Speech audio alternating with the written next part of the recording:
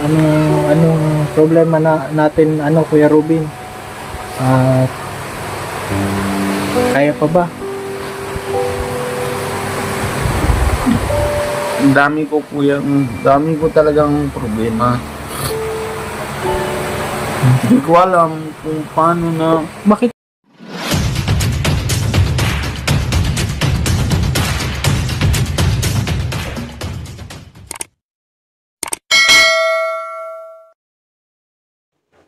Okay mga kalingap, isa na muling mapagpalang umaga, tanghali, gabi po sa inyo lahat. Sana po ang lahat ay nasa mabuting kalagayan at ligtas po sa anumang kapahamakan, saan man po kayo dako ng mundo naroroon. Ako po muli ang inyong lingkod, Maestro 21 TV, at sa ating video ngayong araw na ito mga kalingap ay makikita po ninyo sa ating thumbnail. Ito ay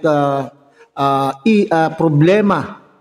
Problema po Bakit kaya sa ating buhay mga kalingap nararamdaman nyo na ba yung punto na pag natapos po ang isang problema ay bakit may kasunod na muli? Okay? So ibig sabihin po ay parang hindi natatapos po ang problema. Okay? Ganyan po siguro po yung nararamdaman po ni Tatay Robin, ang Indianong Bicolano po na naging beneficiary at ngayon po ay isa na rin pong kalinga partner. Kaya para bagang walang katapusan problema, lalo na po tungkol po sa pera. So yan po ang paksa po ng ating video ngayong araw na ito. Pero bago po yan, tayo muna po ay magbibigay po guys sa ama at founder po ng Kalingap, Kuya Bal Santos Matubang. At tangkilikin po natin, Ate Edna Vlog, Kalingap Rob, Kalingap Dan. At siyempre, kung bagong dating lang po kayo sa munting channel na ito, sana po ay inyo rin pong taklikin sa pamamagitan po ng pagbibigay po nyo ng like, share, and subscribe. At tuloy pindutin na rin po ang notification bell at nang sa ganon, tayo pa rin po ay magsama-sama, magkita-kita sa susunod pa pong mga reaction videos na ating gagawin. Likewise, may galon shout out sa ating mga kasamahan po dyan sa Karepa, Kalingap Reactor Partners. Sa pamumuno po yan ng ating Presidente, Javier De Leon, aka Virador. Okay? So, bago natin ipagpatuloy ang ating pagbibigay po ng komento, kuro-kuro, opinion at reaction po tungkol po dito sa problema nga daw po ni Tatay Robin, ang Indianong Bicolano, ay panoorin po muna natin ang isang maikling video clip po na ating pong kinuha po doon sa upload po ni Kalingap Alvin. Tunghayan natin mga Kalingap. Anong problema natin, Kuya Robin? Kaya pa ba? Ang dami ko kuya, dami ko talagang problema. Hindi ko alam kung paano na. Bakit kasi di ka na nagpapasok kay Kalingap Rob? Wala nga akong pamasahe dati. Wala. Bankrupt na talaga. Bankrupt na ako, tapos Negative na. Oo, di paano ako pasok kasi May utang pa. meron. Kaso paano ko pasok? Jeep na lang. Pagsakyan 500, babalikan. Hindi pwede. Kasi saan ko nakukuha yung 500 na naman din. Kaya, ko na lang yung lupa ko. Bintak na lang kay Kalingap Rob para mabili na ako motor para 100 o 150 para balikan. Para mapasok ako.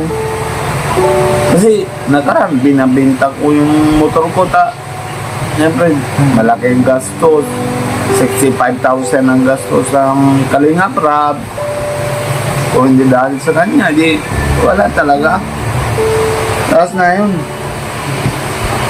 Na din na siniko.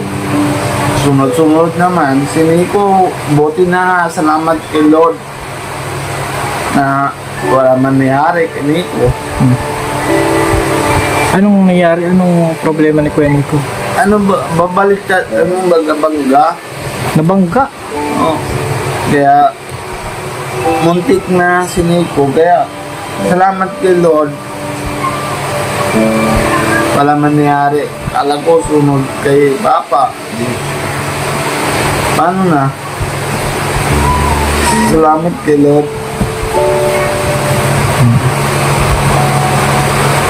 Tapos na yung ano naman si Nico. Ang dami na din ng problema. Tapos dito, ngayon okay lang. Dito okay lang kami. Ngayon na hindi naman bagang tawag na hirap. Nakakain naman yung bata. So, ngayon, araw na ito nasa sahod ako. Nabibigay ako kay Pia. Tapos, Ngayon may sahod na ngayon. sahod na ako. Tapos, ayun, pinapadala ko kay Nico. Ako, sige na, anong problema mo? Ay, so yung buong sahod mo binigay mo kay... Oo. Kasi si Nico, hindi naman niya na yung SIM card SIM card niya hold parang patay ba yan? Kasi nasa India. Nasa India, kaya binabigay ko naman kung magkano kaya ko. Tapos bibigay ako kay Pia yung Pagkain lang. pagkain dito sa bahay. Siyempre may Hindi, wala na sa'yo. Wala ka ng pamasahe, wala ka ng pang-vlog. Wala, kasi may bayaran pa ako sa sakyan. Siyempre, kaya pwede yung pugutan ng sakyan, parang sira baga ng pangalan. Kailangan binabayaran. Bayaran ko na yun. Tapos, ngayon, pinapakain lang kung anong, pero konti lang. Hindi ko alam kung malaba. Yung napagdating ko na dito, galing na India, din, naisip naman ng tao na hindi ako kasama kay Kalingap Rap. Pero hindi nila alam bakit. Wala nga talaga ako masahe. 35 kilometers. Ikaw, Kuya Albert. Oo nga, nakikita lang kita pag napunta na ako dito eh. Oh. Pero ikaw, Kuya Albert, napupunta ka dito, magkano gas mo? 500. Wala. Pero pag jeep, mura lang, 100. Pero wala nga ako. Kahit 100. Wala. O paano nga ako labas? Paano nga? Diba? So yan nga mga kalingap ay napakasaklap po na pangyayari sa buhay po ng ni Kuya Robin o si Robin po o Tatay Robin po mga kalingap So dito sinasabi po niya na talagang bankrupt po siya. Talaga naman po sadsad po ang kanya pong ang kaban po ng kanya pong pamilya. Okay. So alam po naman natin mga kalingap sa mga nakasubaybay po sa buhay po ni Tatay Robin, ito po ay mula po sa isang pangyayari o mula po sa isang sitwasyon na talaga naman pong nangangailangan po ng tulong. Kaya nga po ay magpasalamat po tayo sa team po ni Kalingap Rab dahil nakilala po sila at mula noon sila po ay natulungan. Okay. Nabago po nila yung pamumuhay po ni Tatay Robin. Okay, pero ngayon na naman po ay bakit? Noong naging Kalingap partner na po siya, inaasahan po natin na talaga naman po siya po ay tuloy-tuloy na po na magkakaroon po ng magandang buhay. Kasi naman po ay ang performance po ng kanyang channel ay maganda naman po. Ano kaya ang nangyari mga Kalingap? Okay. So kung alam po ninyo, noong una ay talaga naman pong viral na viral po itong si Tatay Robin.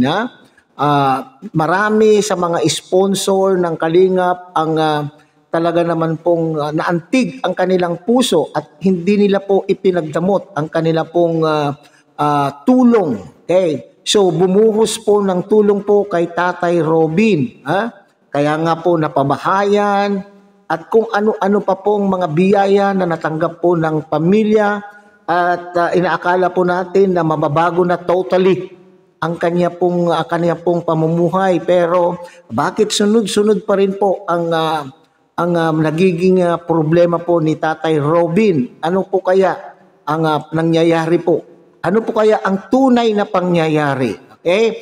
Alam po naman natin mga kalingap, nakakamatay lamang po yung kanyang ama, kakapanaw po lamang po yung kanya pong ama. So siyempre, gumastos po siya sa kanya pong pamasahe sa pag-uwi, at alam po naman natin na ito po ay mayroon naging problema po sa immigration, kaya nga gumastos din po ng todo-todo po si Kalingap Rab sa pagtulong sa kanya upang sa gano'n naman po ay masilaya niya maski papaano sa huling sandali po ng kanya pong ama. Bakit dito na naman po? Nako po mga Maria Santissima, mga Kalingap pa. Para bagang sabi po niya diyan ay hindi siya nakakapasok po kay Kalingap Rab. Maski papaano sana kung siya po ay nakakapasok ay maski papaano ay mayroon siyang allowance na binibigay po ni Kalingap Rab. Okay, ultimong pamasahe daw po ay walang-wala daw po. Bakit kaya umabot po ng ganito mga Kalingap? Okay? So, parang may mali po yata akong nakikita. Mayroon po tayong maling nakikita po sa pangyayari. Dito po parang aywan ko kung tama po ako or mali mga Kalingap, pero sa obserbasyon ko po dito sa video ito mga Kalingap ay para bagang may halo ang dugo po dito ni Kuya Robin mga Kalingap. Pag sinabi nating may halo ang dugo po ni Kuya Robin dito ay para bagang lasing. Okay, ewan ko lang kung tama ako o kung mali. Okay, ito lang naman po ay aking obserbasyon doon sa nakita ko po sa video ito. Alam po naman natin mga Kalingap na itong si ilang beses na pong nahulian it's a common fact. It's a reality na alam po natin, marami sa atin ang nakakaalam na itong si Tatay Robin po ay umiinom, pero bagamat ganun po ay sinasabi naman niya pong gusto po niyang magbago para po sa kanya pong pamilya. Sana po yung sinasabing magbago ay hindi lamang po sa nagdaan po sa ilong, kundi po dapat ito ay gawin. Alang-alang po sa pamilya po ni Tatay Robin. Hindi po ba mga Kalingap? Okay, dito po ay parang siguro ay hindi naging masinop ang pamilya. Okay? Parang hindi naging masinop po ang pamilya sa paghawak po ng pera. Okay, kumikita na po ang channel. Ngayon ay siyempre may mga ayuda rin po silang natanggap noon. Okay, sabihin po natin may mga mali siguro po silang desisyon na nagagawa. Kagaya po nito mga Kalingap kagaya po nito, akala po nila siguro ay tuloy-tuloy po ang magandang pamumuhay. Okay? Kasi minsan tayo ay pag gumaan na po yung ating pamumuhay ay kung ano-ano na lang po ang ating naiisip na pagkakagastusan. Hindi kaya medyo bulagsak, medyo na mismanage ang paghawak po ng kanila pong pera. Kagaya po niyan. Sila po ay kumuha po ng hulugang kotse or kasasakyan. Okay? So siguro parang impractical. Okay? Impractical po na magkakaroon po ng kotse ang pamilya. Bakit po? Bakit ko po nasabi na impractical? It's not a necessity. Okay? Kasi para sa akin mga Kalingap, ikaw ay dapat magkaroon ng sasakyan kung ikaw ay may hanap buhay, araw-araw kang pumapasok sa opisina, araw-araw kang pumapasok sa kumpanya kung saan ikaw ay nagtatrabaho. Okay? Lalo na kung malayo po ang iyong bahay doon sa pinapasukan mo. So kinakailangan mong magkaroon ng sariling sasakyan upang sa ganun po ay araw-araw po ay mayroon kang magamit na sasakyan. Hindi po ba? Pero dito po sa kaso po ni Tatay Robin mga Kalingap ay alam po naman natin na ang pagblablag, ang pagbablog po ay hindi fix ang kita. Minsan kumita, minsan hindi. Depende po 'yan sa ating mga viewers or depende sa mga nakukuha po nating views at depende rin po siguro dun sa quality ng video na ating pong ibinibigay sa ating tagapanood. Pag sinabi po natin depende sa quality ng video, ito ba ay interesting na panuurin? Yun po yun. Kaya nga hindi fix ang kitaan dito po sa YouTube. Kaya medyo yata nagkamali po itong si Tatay Robin sa pagkuha po ng hulugan pa. Hulugan na sasakyan. Nako po, sakit po ng ulo po yung hulugan na sasakyan. Siguro sana noon ay naghintay po sila na sila po ay talagang magkakaroon po ng extra money para sila po ay makabili po ng sasakyan, hindi po ba? O ngayon, hinuhulugan po nila. O ngayon, nare-realize po ni Tatay Robin na hindi po siya makakapasok dahil walang pamasahe. Sana lang, sabi po niya, ay motor na lang dahil mas mura po ang gagamiting gas. Di po ba? Kasi kung may sasakyan ka, mga kalingap, hindi naman po aandar ang sasakyan na wala pong panggasolina o walang gas, hindi po ba? Sabi po niya, kulang po yung 500 na karga po ng kanyang sasakyan upang makapunta at makapasok po doon kay Kalingap Rab. Ay, naku po mga kalingap. So, dito mali po. Sana po ay pinag-isipan pong maigi kung kakayanin po ng pamilya. Ang priority po dapat doon noong panahon pa ay yung pangangailangan po ng pamilya. Hindi doon mapupunta po sa luho. Hindi ang pagkakaroon po ng sasakyan, lalo na po kung wala ka naman pinagkakakitaan, wala ka naman pinapasukan, ay luho na po yan. It's not a necessity. Hindi po yan necessity. Hindi po yan yung talagang pangangailangan ng isang tao. Ito po siguro ay nagkamali po. So ngayon, na-realize po niya ng ganito po pala. Mahirap, huhulugan, kumikita, ipinadala naman po niya dun sa kapatid dahil nagkaroon po ng problema. Ano na lang po ang natira, pangkain na lang daw po ng kanyang pamilya. Ngayon, wala na siyang panghulog sa kanya pong hinuhulugang sasakyan. Papaano na lamang po? Masisira daw po yung kanya pong pangalan. So, dapat pinag-isipan. So, siguro, lahat ng problema dito sa mundong ibabaw. Kasi po, kapag tuloy-tuloy na ganitong sunod-sunod na problema nga natatanggap po ni Tatay Robin, naku, baka mauwi po ito sa depresyon, baka ma-depress ang taong ito. Ay, naku po, yan po ang hindi maganda. So, sana ay pangahalaga itong mga beneficiaries po na ito, kagaya po. Lalo na po ito si Tatay Robin, hindi ordinary yung beneficiary po ito dahil kalinga partner din po siya. Lalo na rin po itong mga ordinary yung beneficiaries.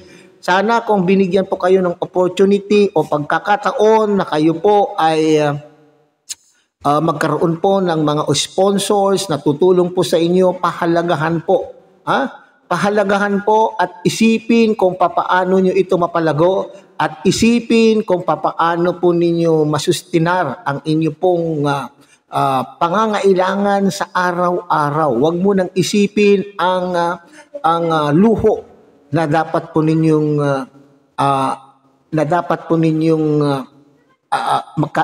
dapat mayroon po kayo. Luho na dapat ay magkaroon po kayo. Ganyan naman po tayong mga tao, di ba mga kalingap? Nakatanggap lang po tayo, para tayo ay mga one day millionaire. Okay? So dito siguro ang problema naman po ay maraming pagkukuhanan po ng solusyon. Siguro kung ako si Tatay Robin ay kung ganyan din lamang na hindi niya magamit ang kanya pong sasakyan dahil wala naman po siyang pangkarga ng gaas, siguro ipasalo na lang po niya sa iba. Ipasalo na lang po niya sa iba at nang sa ganun ay yung yung magbibigay anong tawag po diyan? Yung makukuha po niya doon sa pagsasalo. Siyempre, mayroon din po yan na ibibigay, maaring yung naihulog po nun niya ay maaring yun po yung babayaran po ng sasalo.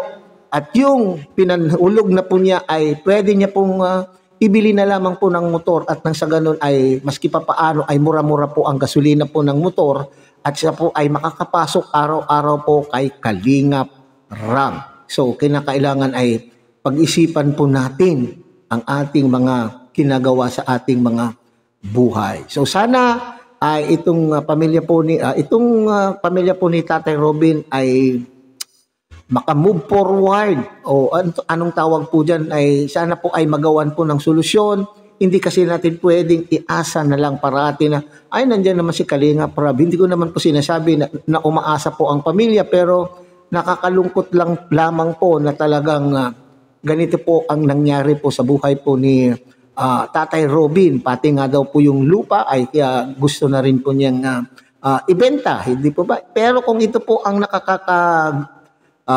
nagkakagawa ng solusyon o kung ito man po ay isang solusyon yung pagbenta po niya ng kanya pong lupa ay pansamantala ay ibenta na lang niya muna siguro at nang sa susunod na siya po ay kumita ng sobra-sobra sa pangangailangan ng kanyang pamilya ay yun yung panahon na po siguro na mag-ipon upang makabili po muli ng mga bagay na gustuhin po nila. Okay, so hanggang dito na lamang po tayo mga Kalingap. Muli, tangkilikin po natin Kuya Bal Santos Matubang, Ate Edna Vlog, Kalingap Rab, at Kalingap Dan. At siyempre, muli ay pinakikiusapan po kayo ng inyong pong lingkod na sana po ay inyo rin pong tangkilikin ang bunting channel na ito sa pamamagitan po ng inyong pagbibigay ng like, share, and subscribe. At tuloy pindutin na rin po ang notification bell at nang sa ganon tayo pa rin po ay magkita-kita at magsama-sama sa susunod pa pong mga reaction videos na ating gagawin. Muli, isang mapagpalang umaga, tanghali, gabi po sa inyong lahat. Mabuhay po kayo at God bless everyone.